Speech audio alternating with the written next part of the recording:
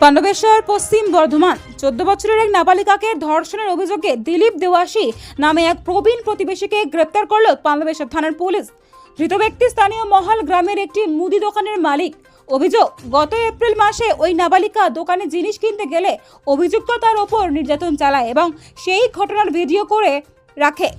পরবর্তীতে সেই ভিডিও দেখিয়ে ব্ল্যাকমেল করে নাবালিকার ওপর দফায় দফায় অত্যাচার চালানো হয় বলে অভিযোগ।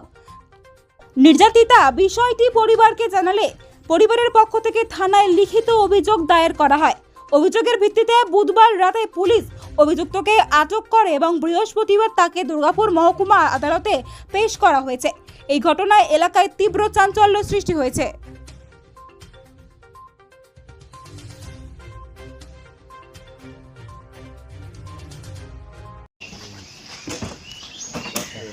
দড়ি কোথায় দড়ি খোঁজে না বেড়ে পরশু দিন আসামি পাঠিয়েছি দড়ি দিয়ে দড়ি নেই কি কথা এই গাড়িতে বড় গাড়ি